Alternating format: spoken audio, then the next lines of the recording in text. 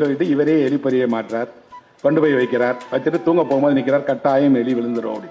அதே போல காலையில பார்த்தா அதுக்குள்ளாடி ஒரு எலி மாட்டிக்கிடுச்சு. எலி என்னொன்னே இவர் முதல்ல நினைக்கிறார் அதை கொல்லக்கூடாது, எங்காவது வெட்ட வெளியில கொண்டு போய் விட்டணும் அப்படின்னு. மனைவி சொல்றாங்க அது மாட்டிக்கிட்டது சின்ன எலியா பெரிய எலியான்னு பாருங்க. இவர் சொல்றார் அந்த எலி நம்ம வீட்டில் கூட எல்லா பொருளையும் கிடைக்குது, அதில் பெரிய எலி மாட்டினா என்ன சின்ன எலி மாட்டினா என்ன நான் பார்க்க மாட்டேன், அதை பார்க்கறதுக்கு எனக்கு தைரியம் இல்லை, நான் எடுத்துட்டு போறேன்னு எடுத்துட்டு போய் ஒரு மைதானத்தில் திறந்து விடுறேன்.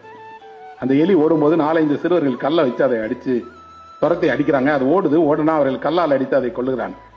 கல்லால் அடித்து கொள்ளும் போது எந்த எலி இவ்வளவு வீட்டில் இருக்கக்கூடிய எல்லாத்தையும் கடிச்சு எல்லாவற்றையும் இப்படி சாப்பிட்டு வீட்டுக்கு இம்சையாக இருக்கிறது நினைத்தாரோ அது அடிபடுவதை அவரால் தாங்க முடியும். ஐயோ அப்படி நம்ம திறந்து விட்டுக்கூடாதோ, இந்த பசங்க இப்படி ஓடி கல்லால் அடித்து அதை கொள்றாங்களே, எங்கேயாவது இல்லாத இடத்துல விட்டுருக்கலாமோ என்று மனதில் துயரமாக இருக்கிறது. அந்த கதை அப்படி முடிந்திருந்தால் அவர் அசோகமித்திரன் அல்ல. அதற்கப்புறம் ஒரு வரி எழுதுகிறார், நான் அப்போதுதான் பார்த்தேன் கூண்டில் இருந்த வடை அப்படியே இருந்தது, எலி அதை கடிக்கவே இல்லை. நீங்கள் ஒன்றை வெறுக்கிறீர்கள் நண்பர்களே, ஆனால் அதற்காக எப்போதாவது கண்ணீர் விடுவீர்களா?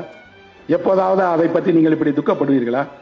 அதற்கும் ஒரு வாழ்க்கை இருக்கிறது. அந்த வாழ்க்கை நம்மோடு இணைந்த ஒரு வாழ்க்கை. அந்த வாழ்க்கை நமக்கு ஏற்புடையதாக இல்லையே தவிர அதை கொல்லுகிற உரிமையை நமக்கு யார் கொடுத்தார்? தட்டுன்னு அவன் மாறுறான். இந்த நகரம் என்ற எலிப்பொறிக்குள் அவன் மாட்டிக்கிட்ட ஒரு ஆளு. பெரிய எலிப்பொறி தான் இந்த நகரம். அதுக்குள்ளாடி நீங்க மாட்டிக்கிட்டீங்க. உங்களை ஓட விட்டு யார் யாரோ கல்லறிகிறார்கள். உங்களுக்கும் அவங்களுக்கும் ஒரு வித்தியாசம் இல்லை. அப்புறம் அந்த எலி பொறியில் இருப்பதை கடிக்கவே இல்லை. அப்படிப்பட்டதுதான் இந்த நகர வாழ்க்கை. இங்கே வந்தால் நீங்கள் ஒரு இன்பமான வாழ்க்கையை வாழ்ந்துடலாம்னு நினைப்பீங்க. வாழலாம் முடியாது, பக்கத்துல தான் இருக்கும். பக்கத்துல போனோடனே பொறி மூடிடும்.